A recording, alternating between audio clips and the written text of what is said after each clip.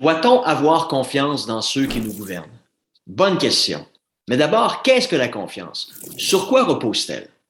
Donc, la confiance est un sentiment qui est d'abord résolument personnel et qui exige à la base une connaissance intime de la personne qui bénéficie de celle-ci. Donc, je peux avoir confiance dans telle personne parce qu'elle a fait ce qu'elle avait promis de faire dans le passé. Je peux avoir confiance dans telle personne parce qu'elle m'a remboursé, tel que promis, une certaine somme d'argent à la date convenue. Ou on ne peut avoir confiance en cette personne parce qu'elle a trahi ma bonté dans le passé. Donc, vous saisissez l'idée. Donc, évidemment, dans des sociétés composées de plusieurs millions de personnes, cette confiance qui ne peut qu'opérer qu'à petite échelle ne peut plus s'appliquer. Donc, dans la vie, il faut faire confiance à une multitude d'inconnus. La personne qui pilote l'avion dans lequel je me trouve, le boucher, lorsque vient le temps d'acheter une viande de bonne qualité, un comptable, afin qu'il remplisse correctement mon rapport d'impôt, etc. Il en va de même pour les politiciens qui doivent prendre des décisions en notre nom.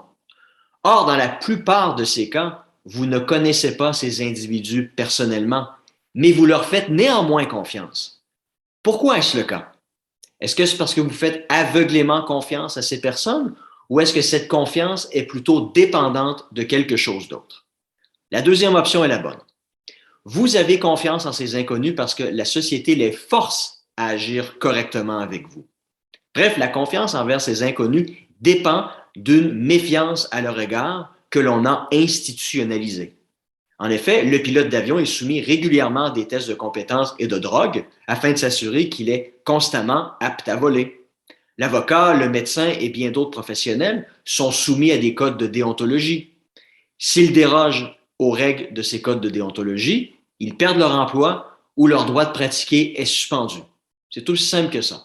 Trahissez la confiance des gens et vous en paierez le prix. Pour en revenir à la question des politiciens, quel est le mécanisme par excellence qui permet de s'assurer qu'ils défendront d'abord et avant tout vos intérêts et qu'ils n'instrumentaliseront pas plutôt leur position pour en retirer des avantages personnels? La réponse à cette question, la transparence. Sans transparence de leur part, le risque est grand qu'ils n'en viennent tout simplement à utiliser leur pouvoir pour servir leurs propres intérêts. La nature humaine est ainsi faite. Malheureusement, tant au Québec qu'au Canada, la transparence est attaquée de toutes parts, et pas qu'à peu près. Prenez quelques exemples. Avec la pandémie, le gouvernement de François Legault a maintenant la possibilité de conclure des ententes sans concurrence d'une valeur allant jusqu'à 100 000 $. Le nombre de ces contrats a littéralement explosé depuis 2 ans. Depuis le début de la pandémie, le Québec a ajouté près de 13 milliards de dollars en contrats sans concurrence à son palmarès. Seulement en janvier et en février dernier, le gouvernement du Québec a accordé 1,3 milliard de dollars en contrats sans appel d'offres, soit plus du 2/3 de tous les contrats gouvernementaux accordés au cours de cette période. Le pire, la firme McKinsey qui a touché des millions de dollars pour donner des conseils au gouvernement sur la manière de gérer la pandémie. Vous désirez connaître la nature de ces conseils? Impossible. Secret d'État. Étonnant, n'est-ce pas, lorsqu'on sait que McKinsey a été impliqué il n'y a pas si longtemps dans le pire scandale sanitaire des États-Unis pour ses conseils qui ont entraîné l'addiction et la mort de dizaines de milliers d'Américains devenus accros aux opioïdes. Et Justin dans tout ça, rien de plus reluisant.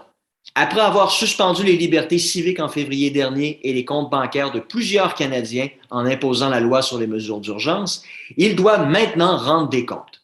Pas par choix, mais parce que la loi lui impose de le faire. Donc, ne cherchez pas la transparence dans ce processus. Tous les ministres impliqués dans cette décision qui n'a rien d'ordinaire, car pensez-y, la suspension des droits individuels a été en jeu ici, ne peuvent malheureusement parler car cela irait à l'encontre de leur serment qui consiste à ne pas révéler les détails des discussions prises par le cabinet. Comme c'est pratique comme excuse, n'est-ce pas? Ah oui, j'allais oublier, Justin a aussi nommé à la tête de la commission d'enquête un juge qui a par le passé fait plusieurs dons à la caisse électorale du Parti libéral. Les dés sont donc pipés d'avance. Et après, les politiciens s'insurgent sur le manque de confiance que manifestent les gens à leur égard.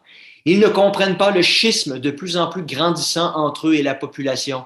Ils blâment plutôt les radios poubelles qui ont le dos large par les temps qui courent. Pratique, car ça leur évite de faire leur propre examen de conscience. Mais ils oublient toutefois qu'ils ne sont que les représentants de vos intérêts et de vos biens. Si le gouvernement de François Legault a fait le choix de diriger le Québec comme si c'était sa petite entreprise personnelle, Justin Trudeau a pour sa part décidé de jouer à Dieu avec vos droits. Il s'est arrogé le droit de les suspendre pour des urgences imaginaires. Voilà qui est grave, très grave.